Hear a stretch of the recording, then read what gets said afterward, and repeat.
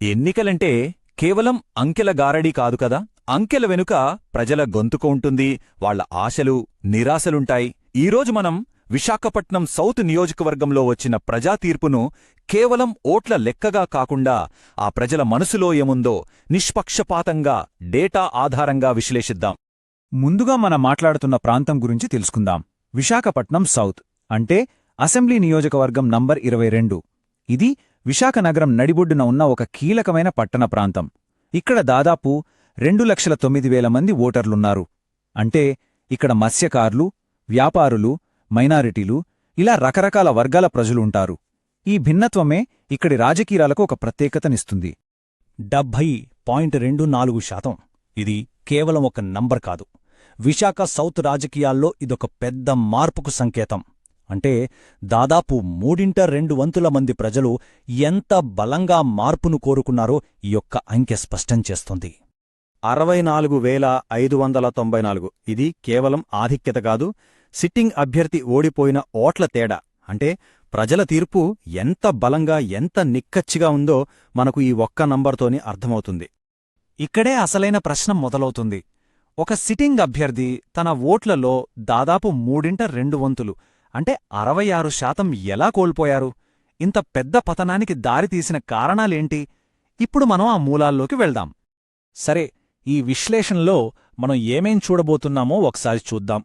ముందుగా విశాఖ తీర్పు గురించి, తర్వాత నగర ప్రజల సమస్యల గురించి, ఆ తర్వాత ఓటమి వెనక కారణాలను విశ్లేషిద్దాం.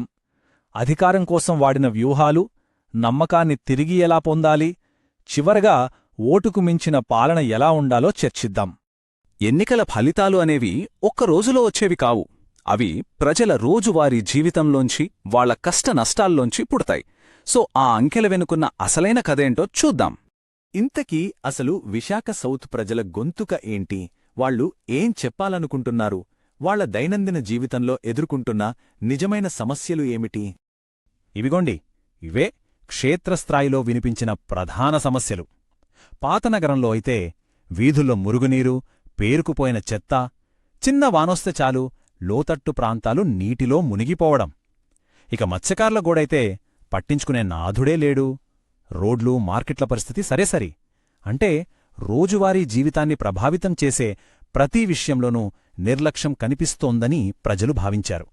ఇది మనల్ని ఓ ప్రాథమిక సూత్రం దగ్గరికి తీసుకొస్తుంది.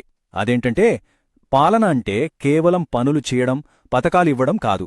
ప్రజలతో మాట్లాడేటప్పుడు, వాళ్ల సమస్యలు వినేటప్పుడు చూపించే గౌరవం కూడా. రాజ్యాంగం మనందరికీ ఇచ్చిన ఆత్మగౌరవాన్ని కాపాడాల్సిన బాధ్యత అది.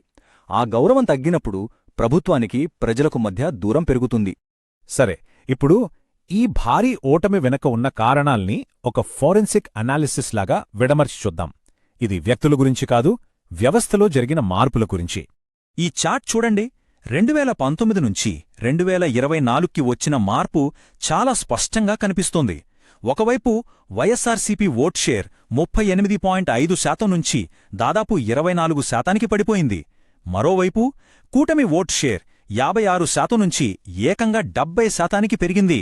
అంటే ప్రభుత్వ వ్యతిరేక ఓటు ఎక్కడికి చీలిపోకుండా అంతా కూటమికే బలంగా పడిందన్నమాట. ఓటమికి ఎప్పుడూ ఒకే కారణం ఉండదు. ఇక్కడ కూడా కొన్ని అంశాలు కలిసి పనిచేశాయి. 1. పార్టీలో ఉన్న గ్రూపులు, అంతర్గత కుమ్ములాటలు. 2. క్షేత్రస్థాయిలో పనిచేసే కేడర్లో నిరుత్సాహం. 3. అటువైపు జేఎస్పీ, టీడీపీ, బీజేపీ కూటమి బలంగా, ఐక్యంగా ఉండటం. అన్నిటికంటే ముఖ్యంగా మార్పు కావాలన్న ప్రజల బలమైన ఆకాంక్ష. రాజకీయాల్లో వ్యూహాలు చాలా ముఖ్యం. గెలుపోటముల్ని నిర్దేశిస్తాయి. ఈ ఎన్నికల ప్రచారాన్ని అర్థం చేసుకోవడానికి మనం చతుర్ముఖ సిద్ధాంతం అనే ఒక ఫ్రేమ్వర్క్ను ఉపయోగిద్దాం. ఇది చాలా ఆసక్తికరంగా ఉంటుంది. ఈ సిద్ధాంతం ప్రకారం రాజకీయ వ్యూహాన్ని 4 ముఖాలుగా చూడొచ్చు. శివుడిలా దాడి చేయడం, విష్ణువులా స్థిరత్వాన్ని, కొనసాగింపును వాగ్దానం చేయడం, బ్రహ్మలా ఒక కొత్త విజన్, కొత్త ఆలోచనను సృష్టించడం, ఇక దుర్గలా ప్రజలకు రక్షణగా నిలబడడం. ఏ పార్టీ అయినా ఈ 4ంటిలో ఏదో ఒక పాత్రను పోషిస్తుంది. మరి ఈ ఎన్నికల్లో ఏమైందో చూస్తే, అధికార పార్టీ ఎక్కువగా విష్ణువు, దుర్గా పాత్రలకే పరిమితమైంది. అంటే సంక్షేమ పథకాల కొనసాగింపు, పేదలకు రక్షణ అనే అంశాలనే నమ్ముకుంది. కాని దాడి, కొత్త ఆవిష్కరణ కొరవడ్డాయి.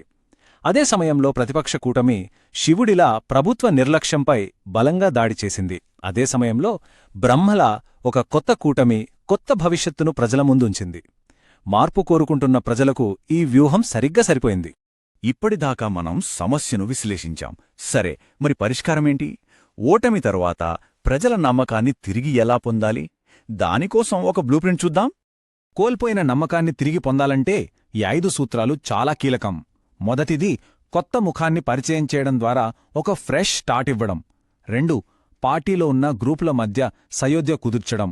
3, ప్రజలకు కంటికి కనిపించేలా పనులను వేగంగా పూర్తి చేయడం. 4, ప్రజలతో సంభాషించే తీరును మార్చుకోవడం.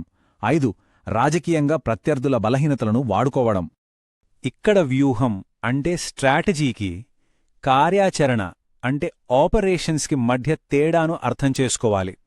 వ్యూహం అంటే ఏం చేయాలి అనేది, అభ్యర్థి ఎంపిక, ఎలాంటి కథనాన్ని వినిపించాలి అనేది వ్యూహం. ఇక కార్యాచరణ అంటే దాన్ని ఎలా చేయాలి అనేది, బూత్ కమిటీలు వేయడం, ప్రచారం చేయడం, ఇవన్నీ కార్యాచరణ. ఈ రెండూ కలిస్తేనే విజయం సాధ్యం. నమ్మకాన్ని నిర్మించడంలో ఇప్పుడు మరో ముఖ్యమైన అంశం ప్రజల డేటా. ప్రభుత్వం ప్రజల సమాచారాన్ని ఎలా వాడుతుందనేది చాలా సున్నితమైన విషయం. భారతదేశ చట్టాల ప్రకారం పౌరుల గోప్యతను, వారి డేటాపై వారి సమ్మతిని గౌరవించడం తప్పనిసరి. ఇది కేవలం చట్టపరమైన బాధ్యతే కాదు, నైతిక బాధ్యత కూడా. అప్పుడే ప్రభుత్వంపై నమ్మకం పెరుగుతుంది. చివరగా మనం గుర్తుంచుకోవాల్సిన ఒక ముఖ్యమైన విషయం, ఎన్నికలు అనేవి గమ్యం కాదు, గమ్యానికి ఒక మార్గం మాత్రమే. అసలైన పని, అసలైన పాలన ఎన్నికలు ముగిసిన మరుసటి రోజునుంచే మొదలవుతుంది. ఒక సాధారణ ఓటరు మనసులో ఏముంటుంది? ఈ కోట్ అదే చెబుతోంది. పాలన స్థిరంగా ఉంటే మా పథకాలు మాకు అందుతాయి, ప్రభుత్వాలు మారినా మాకు నష్టం జరగదు అని. ఈ భరోసాని ఇవ్వగలగడమే నాయకత్వానికి అసలైన పరీక్ష.